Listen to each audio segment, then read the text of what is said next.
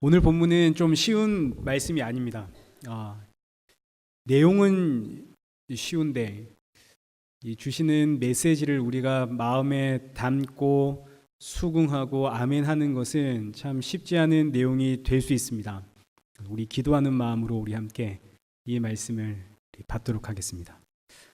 지금 이스라엘 수도 사마리아는 아람 군대에 의해 포위당했습니다. 성 안에는 먹을 것이 없어서 물가가 하늘 높은 줄 모르고 치솟아 오르고, 그래서 지난 주일에 살펴보았듯이 나귀머리, 사람이 먹을 수 없는, 유대인들은 먹어서는 안 되는 이 나귀머리 하나에 은 80세겔 1년치 연봉이고, 비둘기똥 4분의 1갑 500ml 통에 담겨있는 이 새똥이 은 5세겔 한 달치 생활비라는 어마어마한 가격에 지금 팔리고 있는 중입니다.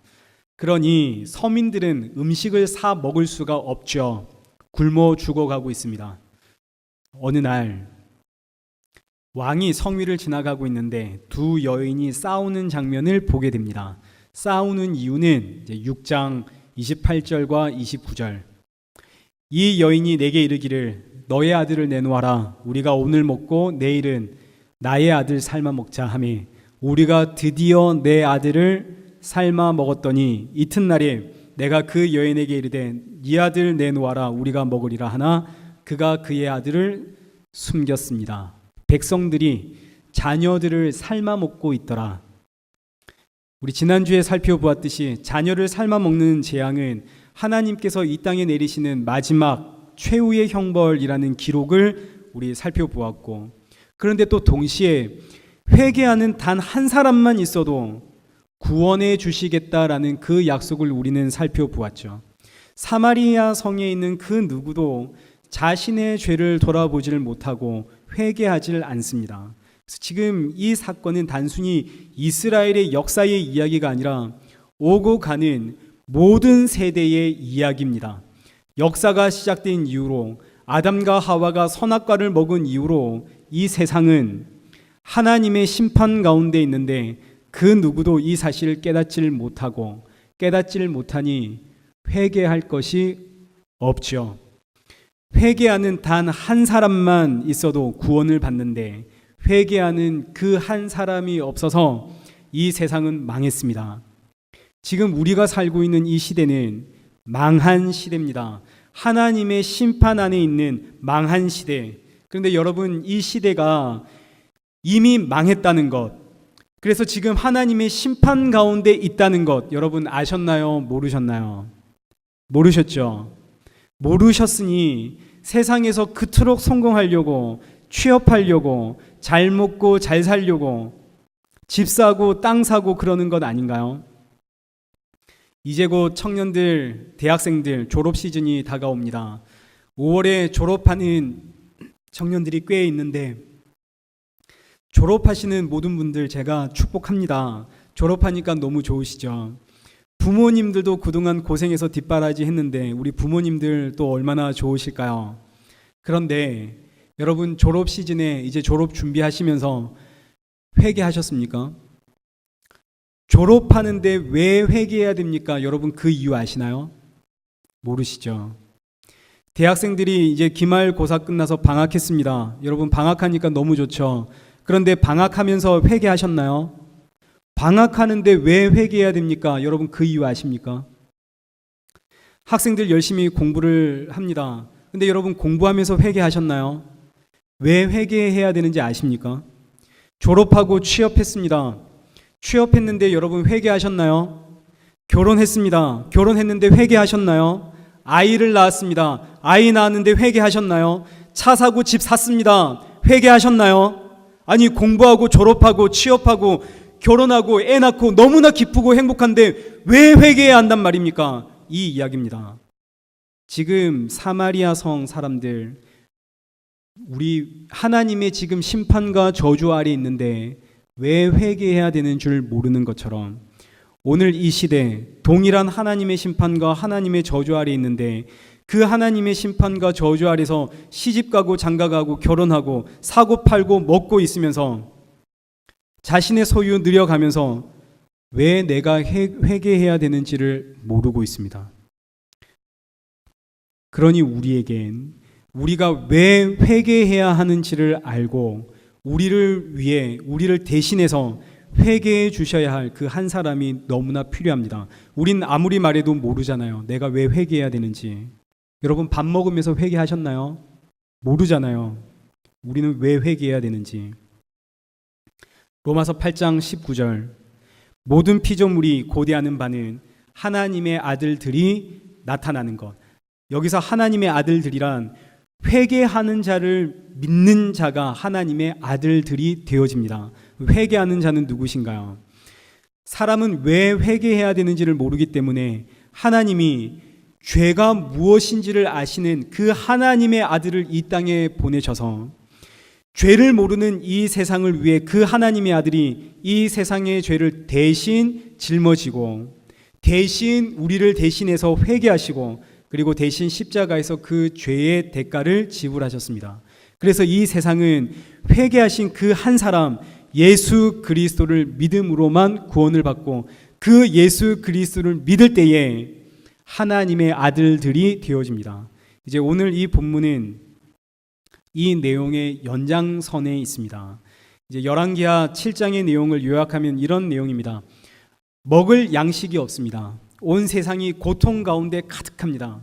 이때 하나님의 선지자가 여러분 하나님이 내일 이 양식의 문제를 해결해 주실 겁니다.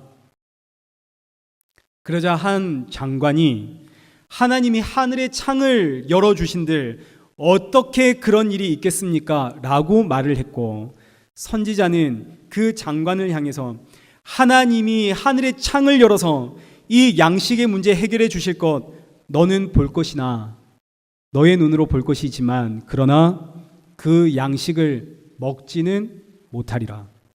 자, 그럼 이제 이 양식의 자리에다가 우리 요한복음 6장 51절 말씀에 기록되어 있는 것처럼 하늘에서 내려온 참 양식이신 예수 그리스도를 이 자리에 넣고 우리 한번 생각해 보자. 우린 죄가 무엇인지를 모릅니다. 죄를 모르니 회개하는 사람도 없죠. 그 회개하는 한 사람이 없어서 예수 그리스도가 없어서 이 세상이 고통 가운데 있습니다. 이때 하나님이 내일 이맘때에 내 아들을 너희에게 보내 너희의 모든 문제를 해결해 주겠다 하셨습니다. 근데 사람들은 자신들의 이 고통이 이 고난이 어디서 시작된 문제인지를 모릅니다. 그래서 하는 말이 하나님이 하늘의 창을 열어주신들 어떻게 그런 일이 일어날 수 있겠습니까? 하나님이 대체 무슨 방법으로 이 땅의 그 수십억의 인구들 각자의 그 복잡한 문제들을 어떻게 다 해결해 주신다는 말씀입니까? 하나님의 대답은 하늘의 창이 열려 이 모든 문제를 해결해 줄 내 아들이 올 것이다. 네가 볼 것이다. 그러나 참 양식인 내 아들을 너는 먹지는 못할 것이다. 너는 내 아들의 회개에 참여하지는 못할 것이다. 무서운 말씀입니다. 이게 오늘 본문에 기록되어 있는 내용입니다.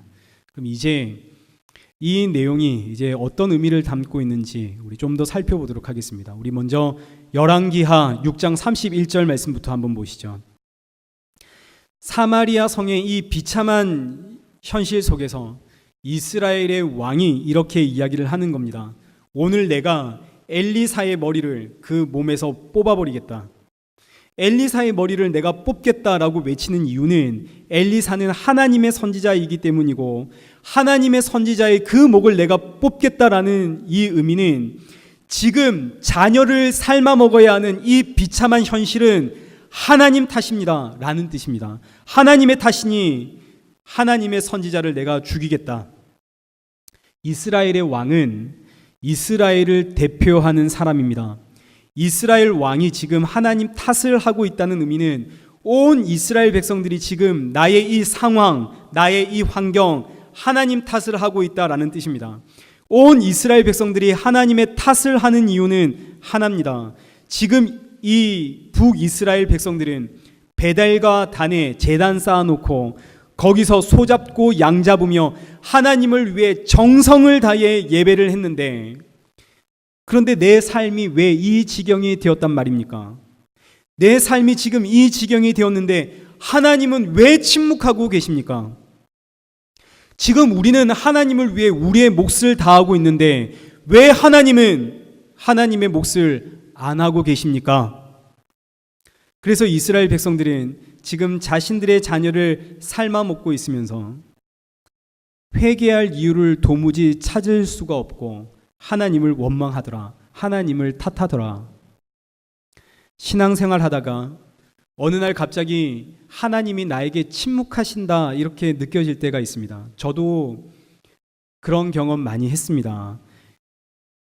아무리 기도해도 뭔가 하나님이 나에게 침묵하시고 그래서 신앙생활이 답답하고 예전엔 교회만 나와도 너무 행복했고 너무 즐겁고 너무 감사했는데 그래서 힘을 다해 충성했고 봉사했고 헌금 생활했는데 그런데 어느 순간부터인가 교회 와도 즐겁지가 않습니다. 뭔가 답답하고 힘들고 기도도 해도 뭔가 응답이 없고 하나님 대체 나에게 왜 이러실까? 하나님 왜 나에게 이렇게 침묵하시나? 그래서 이 사람 저 사람 상담한 결과 결론은 그래 하나님의 뜻이 있겠지. 이게 무슨 뜻인가요? 내가 지금 이렇게 힘든 거 누구 탓이라는 뜻입니까? 이거 하나님의 탓이라는 뜻입니다. 하나님에 대한 원망의 그 고상한 표현이 그래 하나님의 뜻이 있겠지. 나는 지금 잘하고 있는데 하나님은 왜 나에게 침묵하시나요? 그래 하나님의 뜻이 있겠지. 하나님을 향한 원망의 고상한 표현입니다. 사마리아 성의 사람들과 똑같죠. 우리 하나님께 예배했는데 지금 자녀를 삶아 먹는 이 비참한 현실이 웬 말입니까? 똑같은 이야기입니다. 뭐가 잘못되었는지를 모르니 회개할 것이 없고 하나님 탓하는 것이죠. 하나님 탓하는 이스라엘 백성들에게 엘리사가 이렇게 대답을 하죠. 우리 1절 여호와께서 이르시되 내일 이맘때에 24시간 안에 이 문제 하나님이 해결해 주십니다. 2절 왕이 의지하는 한 장관이 이 말을 듣고 여호와가 하늘에 창을 내신들 어찌 이런 일이 있으리요.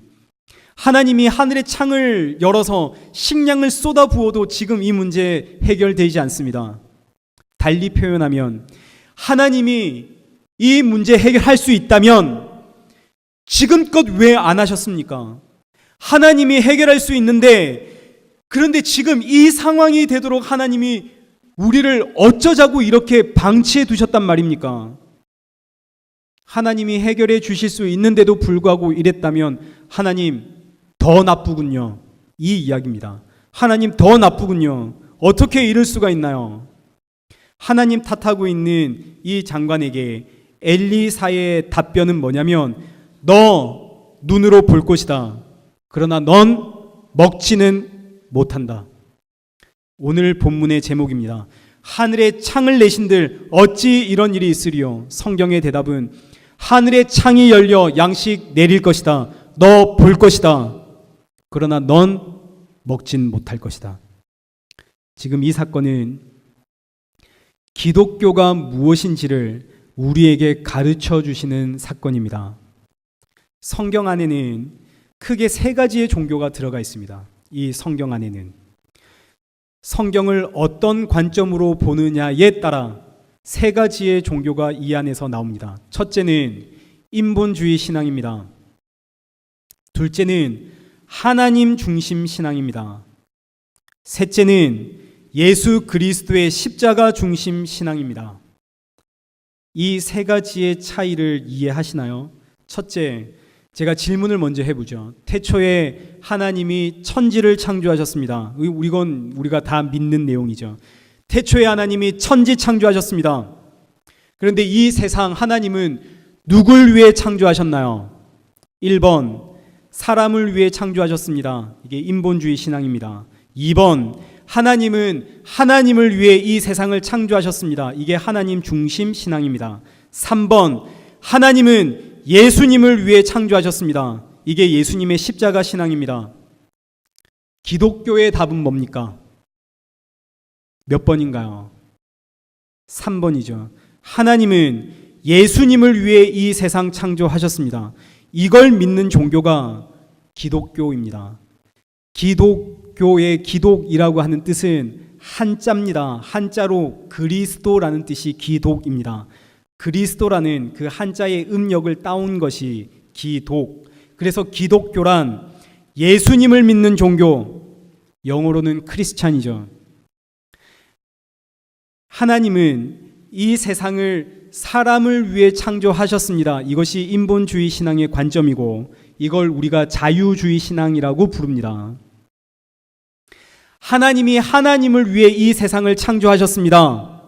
이건 여호와 신앙이고 하나님 중심 신앙이고 이걸 유대교라고 부릅니다. 지금 이거 구분을 해야 됩니다. 기독교와 착각하시면 안 됩니다. 유대교의 관점에서는 하나님은 하나님을 위해 세상을 창조하셨습니다. 이건 유대교입니다. 하나님 중심 신앙.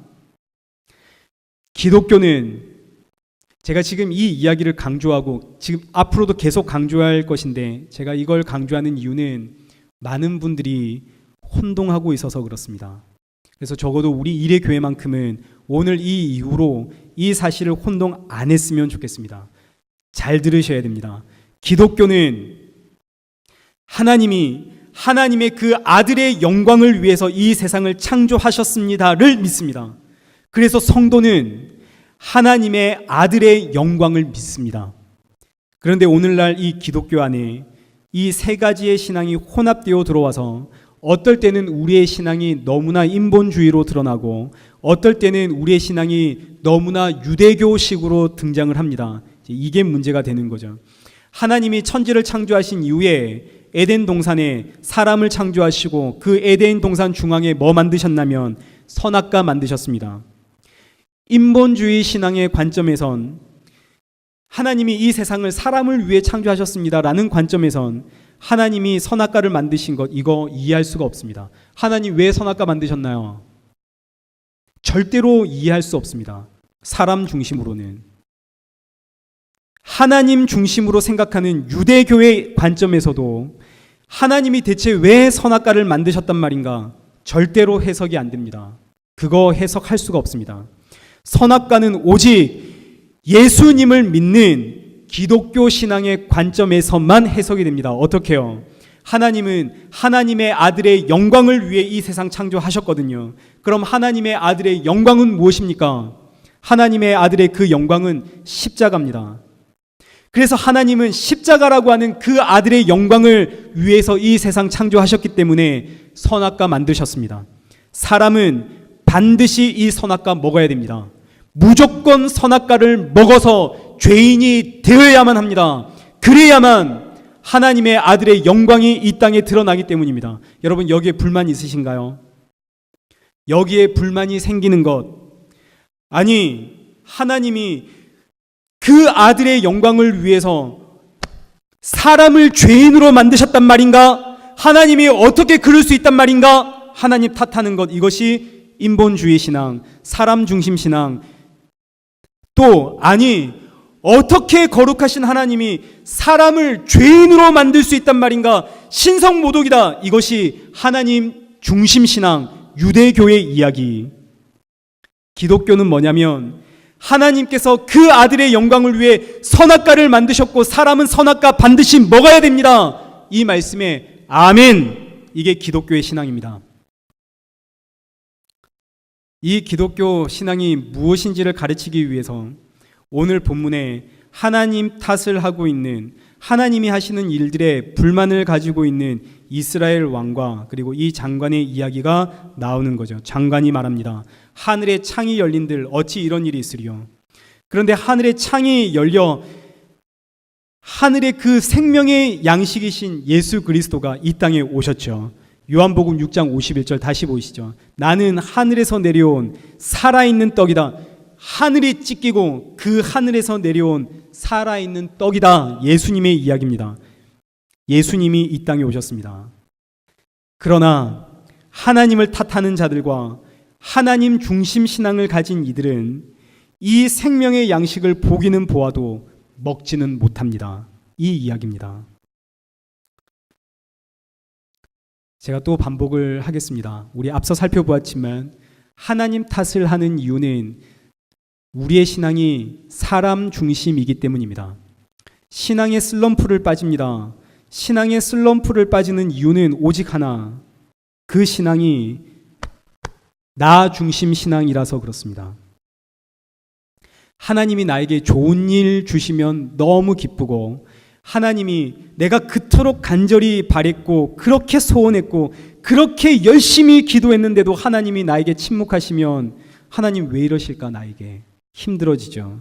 그래서 내 환경이 좋으면 좋고 하나님께 너무 감사하고, 내 삶의 환경이 나쁘면 하나님을 원망하고 하나님 어디에 계시는지 모르겠고, 이렇게 하나님의 탓을 하는 이유는, 신앙이 슬럼프로 빠지는 이유는 그 신앙이 누구 중심이기 때문에, 나 중심이기 때문에, 환경 중심이기 때문에. 하나님 중심 신앙을 가지고 있는 사람들도 똑같습니다. 이들도 하나님 탓을 합니다. 다만 고상하게 표현할 뿐이죠. 하나님의 뜻이 있겠죠. 하나님이 하신 일 우리 다 이해할 수 없지 않겠습니까? 하나님의 뜻이 있겠죠. 하나님께 원망이 고상하게 표현되죠. 사실 이 하나님 중심의 신앙이 너무 무섭고 너무나 안타까운 신앙입니다. 제가 좋아하는 말씀이 하나님이 하시리라입니다. 하나님이 하시리라, 이거 여호와 이레라는 뜻입니다. 여호와 이레, 정확한 표현으로는 여호와의 산에서 여호와가 준비하셨습니다라는 뜻입니다. 여호와의 산에서 여호와가 준비하셨습니다. 뭘 준비하셨나요? 여호와의 산에서 여호와가 준비하셨는데 뭘 준비하셨나요? 한번 보죠. 창세기 22장 2절. 하나님이 아브라함에게 100세에 얻은 아들을 번제로 달라 하십니다. 아브라함이 이 아들 이색을 데리고 이제 모리아 산으로 가죠. 거기에 제단을 쌓고 아들을 올리고 이 아들을 잡아서 번제로 바치려고 합니다. 번제는 몸을 갈라서 내장 드러내고 나머지는 불에 태우는 피 흘림과 불의 제사입니다. 피 흘림은 속죄, 죄사함을 뜻하고 불은 심판을 뜻하죠. 그래서 번제는 날 위해 피 흘리시고 장차 불로 세상을 심판하실 예수님을 뜻하는 게 번제입니다. 아브라함이 이삭을 잡으려고 하는 그 순간 하나님이 아브라함을 부르시죠. 그리고 하시는 말씀이 내가 너를 위해 이미 준비해 놓았다. 뭘 준비했나요? 우리 13절 보시죠.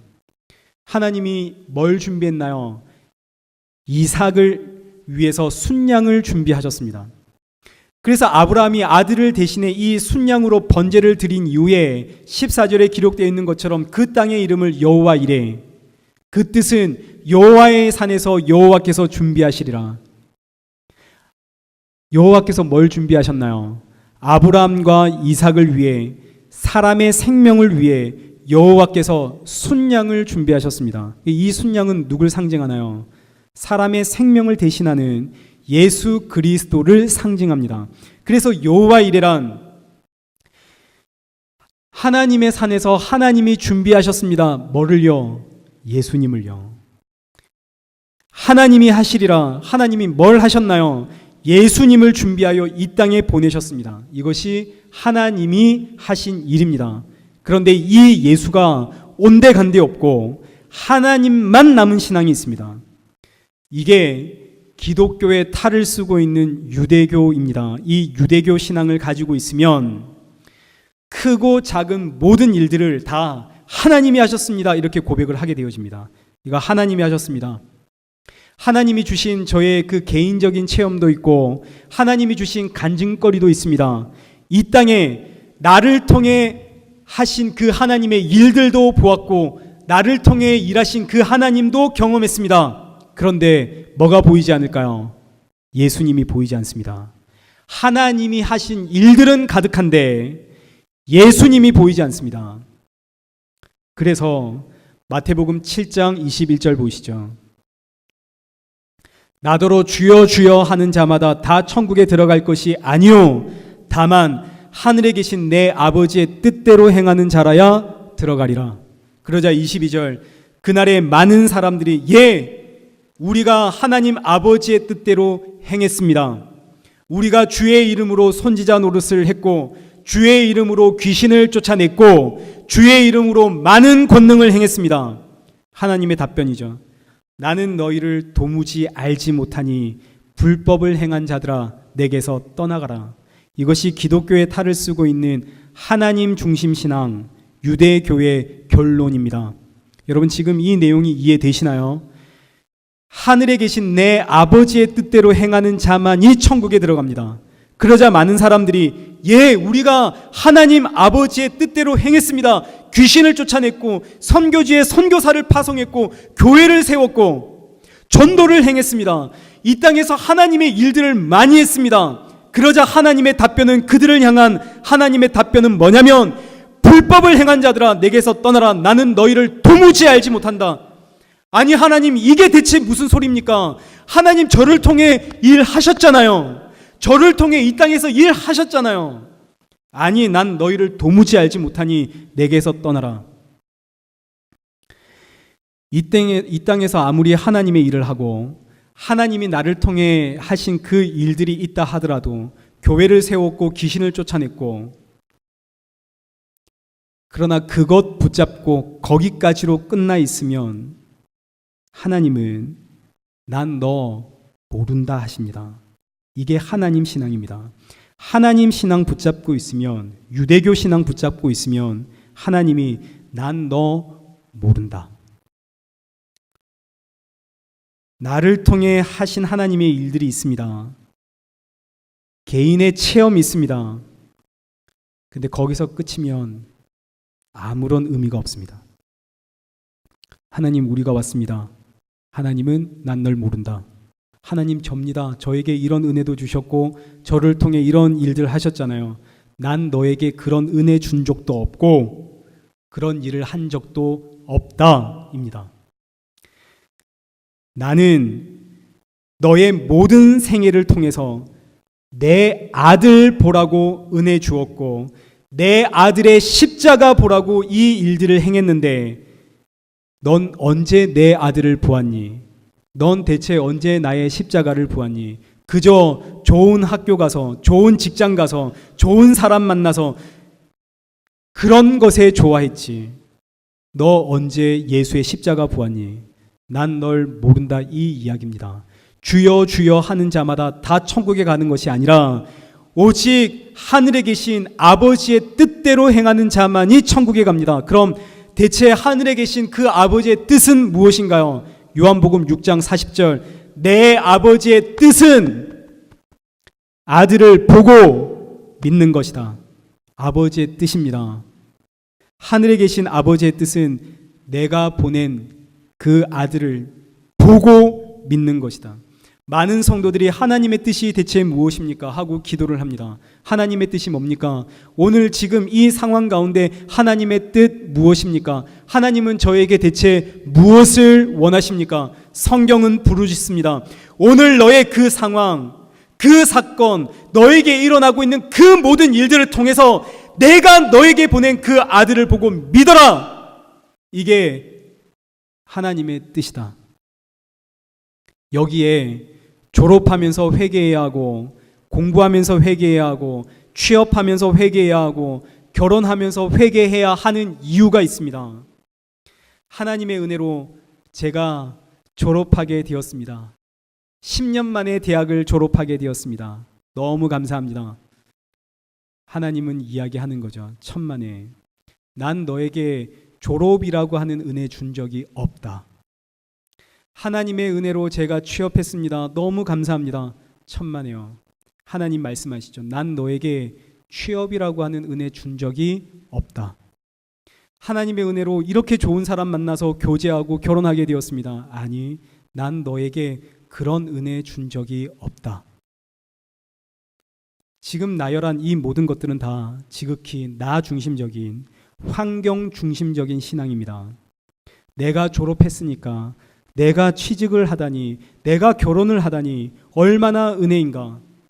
나 중심적이죠. 환경 중심적인 신앙이라는 뜻입니다. 졸업 못하면, 취직 못하면, 결혼 못하면, 아이를 못 낳으면 그럼 하나님의 은혜는 없나요? 하나님은 우리에게 그런 은혜를 주신 적이 없습니다. 하나님이 우리에게 주신 은혜는 오직 한 가지입니다. 뭡니까? 예수님의 십자가입니다. 우리가 오늘 모여서 기도하다가 교회를 짓기로 결정을 했습니다. 그리고 그 교회가 마침내 세워졌습니다. 우리를 통해 교회를 세우신 하나님의 은혜가 너무 감사합니다. 그래서 사람들 붙잡고 하나님의 은혜로 우리가 교회를 세웠습니다. 근데 거기서 끝나면 하나님이 이렇게 말씀하시는 겁니다. 나는 너희들에게 교회 세우라는 비전 준 적도 없고 그런 은혜 준 적도 없다. 내가 너희에게 준 비전과 은혜는 교회를 세워나가는 그 과정을 통해서 회개하고 내 아들을 보고 믿으라는 것인데 너희는 내 아들을 볼 생각하지 않고 교회 세웠다는 그 은혜만 이야기하는구나. 하나님의 일 했다는 것만 이야기하는구나. 난 그래서 너희를 모른다. 이 이야기입니다. 대학을 졸업했습니다. 1년, 2년, 3년 취업이 안 돼서 하나님께 늘 기도하던 청년이 어느 날 너무나 좋은 직장에 취업하게 되었습니다. 동네방네 자랑하는 거죠. 하나님이 역사하셔서 취업을 해 주셨습니다. 하나님의 은혜가 너무나 놀랐습니다. 근데 여기서 끝나면 하나님 이야기하시는 겁니다. 난 너에게 취업이라고 하는 은혜 준 적이 없다. 나는 그 일을 통해서 예수를 믿으라고 내 아들을 믿으라고 했는데 너는 취직했다는 그 은혜만 이야기를 하는구나. 하나님의 일이 놀랍다는 그것만 외치는구나. 난 그래서 널 모른다. 이 이야기입니다. 그럼 대체 예수님을 보고 믿는다는 뜻은 무엇입니까? 졸업했습니다. 취업했습니다. 너무나 기쁩니다. 온 가족들이 행복해하고 기뻐하고 감사합니다. 그런데 여러분 취업하고 졸업하고 기쁜 거 이거 죄입니까? 아닙니까? 세상에서 이루어낸 성취 때문에 이렇게 내가 기쁘고 좋아하는 나의 삶의 환경이 좋게 바뀌었다는 사실 때문에 너무나 좋아하고 행복해야 하는 결혼했다는 사실에 너무 감사한 차를 샀고 집을 샀고 자녀 낳았다는 사실에 너무 만족해하는 이런 나의 신앙은 아무리 보고 또 봐도 지극히 나 중심적이고 내 환경 중심적입니다. 그래서 하나님의 택한 백성은 졸업을 통해서 취직을 통해서 결혼을 통해서 자녀를 통해서 죄를 깨닫습니다. 하나님, 이 세상에서 취업했다고 돈을 많이 벌게 되었다고 결혼하게 되었다고 자녀 낳았다고 이렇게 좋아하는 내 모습을 보니 저는 정말 구제불능의 죄인이군요. 정말 나는 이렇게 이기적인 죄인이군요. 그런데 이런 나를 위해 예수님이 십자가에 죽으셨군요. 그래서 졸업의 기쁨, 취업의 기쁨 때문에 회개하고 저 예수님의 십자가를 보게 되어지니 이런 내가 구원받았다는 사실이 세상에서 졸업하고 취업하고 결혼하고 애 낳고 차 사고 집 사고 이런 일들보다 비교도 안 되는 그 놀라운 기쁨이 저 십자가에 있는 것을 보고 깨닫게 되는 것. 하나님은 이때 우리의 그 모습 보시고 영광을 받으시는 겁니다. 그래, 너는 내 아들의 십자가를 정확하게 보고 있구나. 내가 너에게 준 이 십자가의 은혜를 너는 정확히 보고 있구나. 내 아들의 영광을 보고 있는 너는, 그래서 그 보혈의 피를 붙잡고 있는 너는 내 아들 틀림없다. 이것이 기독교입니다. 예수 그리스도 십자가 중심의 신앙입니다. 이 세상에서 교회를 수천 개 짓고 수백 명의 선교사를 지원하고 그거 중요한 게 아닙니다.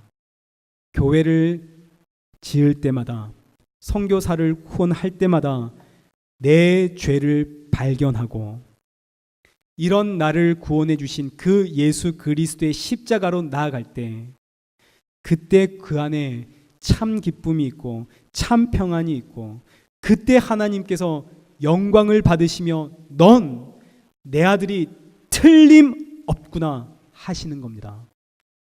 그런데 이 죄를 발견하지 못하면 그저 마냥 교회 짓고 우리가 교회를 지었습니다. 하나님의 일을 했습니다. 이게 자랑스럽고 우리 교회가 선교사를 수백 명을 후원합니다. 제가 선교사를 후원하고 있습니다. 여러 가지 착한 일들, 하나님의 여러 많은 일들을 했습니다. 여기서 끝이 나면 넌 보기는 보아도 먹지는 못하리라.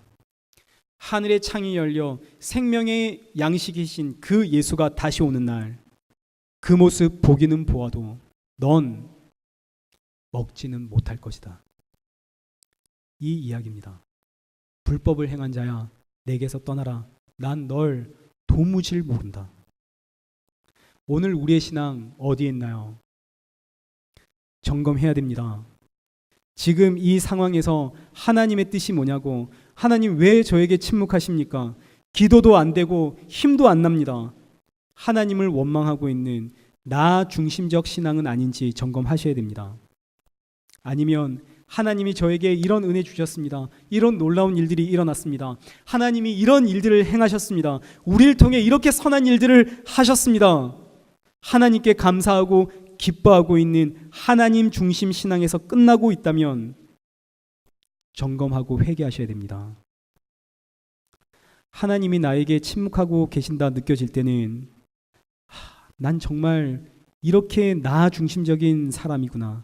회개하며 예수 그리스도의 십자가로 가야 하고, 하나님이 나에게 이렇게 좋은 일들 주셨구나. 이렇게 기쁜 일 주셨구나. 야, 그런데 나는 이 세상의 일 때문에 이렇게 기뻐하고 있으니 참 죄인이구나. 회개하고 예수님의 십자가로 나아가는 것, 이게 기독교입니다. 십자가로 가지 못하면 아무런 의미가 없습니다. 이 십자가 중심의 신앙이 아니면 너 눈으로 볼 것이다. 그러나 먹지는 못할 것이다. 하늘에 창을 내신들 어찌 이런 일이 있으리요. 이렇게 말했던 그 장관 어떻게 되었을까요? 20절 말씀 보시죠. 그는 양식 구하는 자들의 발에 밟혀 죽었습니다. 발에 밟혀 죽다. 두 번이나 반복되죠. 17절에서 한 번, 20절에서 한 번. 이 장관은 백성들이 이 양식 가져가는 것, 그거 가져가지 못하도록 왕의 명령으로 성문을 지키고 있다가 양식을 간절히 사모하는 그 백성들의 발에 밟혀 죽습니다. 이 양식이 뭡니까? 이 양식은 하늘에서 내려온 예수님을 뜻합니다. 하늘에서 내려온 이 양식, 예수 그리스도를 먹지 않는 자, 이 예수 그리스도를 구하지 않는 자, 이 예수 그리스도께로 마침내 나아가지를 못하는 자, 그들은 전부 다 어떻게 된다고요? 발에 밟혀 죽습니다. 이 이야기는 고스란히 요한계시록 2장 18절로 연결되어집니다. 요한계시록 2장 18절. 그 눈이 불꽃 같고 그 발이 빛난 주석과 같은 하나님의 아들이 이르시되, 하나님의 아들은 눈은 불꽃 같고 그 발은 빛난 주석 같습니다. 주석이라고 하는 이 단어는 심판이라는 뜻입니다. 하나님의 발은 빛난 심판, 심판의 발. 그러니 이 발로 누구를 밟으실까요? 이 발로 하나님께서 그 빛난 심판의 발로 이 세상을 밟아 심판하시는데, 그날 보기는 보아도 먹지는 못하는 자, 아무리 들어도 내 삶의 모든 환경 가운데 예수 그리스도께로 마침내 나아가지 못하는 자, 그들은 모두 다 그 발에 밟힙니다. 오늘 본문이 바로 이 말씀 전하고 있습니다. 양식의 문제, 너희의 문제, 그거 내가 해결해 주마. 하늘의 창을 여신들 어떻게 우리의 문제 해결해 줄 수 있습니까? 하늘의 창이 열려 양식이 내려올 것이다. 그런데 너희는 보기는 보아도 먹지는 못할 것이다. 그리고 그 사람 예수님의 발에 밟혀 죽습니다. 요한계시록 3장 18절. 하나님이 라오디게아 교회에 보내는 말씀입니다. 내가 너희를 권하노니 흰옷 사서 입어라. 안약을 사서 너희 눈에 바르라. 그 안약 사서 왜 눈에 바르라 하실까요? 제발 눈 좀 떠서 하나님의 아들을 봐라, 이 뜻입니다. 제발 눈 좀 떠서 하나님의 아들을 봐라. 흰옷이라고 하는 것은 예수님의 십자가의 보혈을 뜻하기에 안약을 서서 눈을 씻어서, 그래서 그 하나님의 아들을 보고 그 아들을 믿음으로 그 아들의 보혈의 옷, 그 흰옷을 입어라. 오늘 주시는 하나님의 말씀입니다. 말씀을 맺겠습니다. 구약 성경은 끊임없이 예수님의 이야기를 하고 있습니다. 아담과 하와가 선악과를 먹었습니다. 에덴 동산에서 쫓겨날 때 하나님께서 한 짐승을 잡아 그 짐승의 가죽옷으로 사람들의 그 수치를 덮어주죠. 그 짐승이 예수님이시고, 아브라함이 그 아들 이삭을 번제로 드릴 때 하나님께서 그들을 위해 준비해 놓으신 그 순양이 예수님이시고, 이삭의 아들 야곱이 형 에서를 속이고 아버지를 속이고 외삼촌의 집으로 도망갈 때 한 길에서 돌베개에 베고 잠을 자는데 그때 하늘의 창이 열리고 사닥다리가 내려와서 땅과 하늘을 연결하죠. 이 사닥다리를 통해 천사들이 오르락 내리락 하는, 하늘과 땅을 연결하는 이 사닥다리가 예수님을 상징하는 것으로 등장을 하게 되어지고, 하나님이 어느 날 노아에게 하늘의 창을 열어서 홍수로 이 세상 심판해 버리겠다. 그러니 너 가서 산에다 방주를 지어라. 마침내 하늘의 창이 열리고 비가 쏟아질 때 오직 방주로 들어간 그들만 구원을 받습니다. 이 방주가 예수님을 상징하고, 큰 사건만 이야기했지만 구약 성경의 모든 사건은 다 예수님의 이야기입니다. 그래서 성경은 그 어떤 본문을 펴도 목사에 따라 다 다른 것이 아니라 다 똑같습니다. 예수님의 이야기입니다. 목사에 따라 성경의 말씀이, 이 본문이 다르면 성경엔 진리가 없군요. 진리가 없는데 왜 교회에 나오십니까? 우리는 알죠. 성경엔 진리가 있습니다. 그 진리는 오직 하나, 예수 그리스도. 오늘 이 시대에 우리는 분별해야 됩니다. 우리 아까 간증 이야기를 들을 때 하나님을 통해서 하시는 일들이 참 놀랍고 감사합니다라는 간증했습니다. 참 기쁘고 좋습니다. 교회 나와 내가 스스로 하나님의 일을 하고 있는 모습 보니 참 놀랍습니다. 이런 간증했습니다. 거기서 끝나면 안 됩니다. 거기서 예수의 십자가로 가야 됩니다. 우리의 신앙입니다. 기독교입니다. 이제 신약으로 넘어가면 예수님이 직접 말씀하십니다. 요한복음 6장 51절, 우리 계속 살펴보는 것처럼 내가 하늘에서 내려온 산떡이다. 나에게로 와라. 삶의 모든 자리에서 우리는 예수님께로 가야 됩니다. 하나님이 말씀하시죠. 마태복음 17장 5절, 호련히 그 하늘이 열려 그 구름 가운데 소리가 있어 이는 내 사랑하는 아들이요 내 기뻐하는 자니 너희는 그의 말을 들으라. 예수님의 말을 들어야 됩니다. 이것이 하늘의 문이 열리는 사건이요 하늘의 창이 열려 그 생명의 양식이 내려오는 사건입니다. 우리의 눈엔 이 생명의 양식이신 예수님이 보아야 하고, 우리는 예수님께로 가야 됩니다. 크고 작은, 즐겁고 행복한, 또는 슬프고 힘든 이 모든 일들을 통해서 우리는 예수님의 십자가로 가야 됩니다. 기독교의 신앙입니다. 그래서 성도는 좋은 일이 있어도 회개해야 하고, 나쁜 일이 있어도 회개해야 하고, 심지어 밥을 먹으면서도 우리는 회개해야 합니다. 회개하고 예수님께로 나아가는, 그래서 저 십자가가 주는 참 평안과 참 기쁨을 누리는 저와 우리 성도님들 되시길 축복합니다.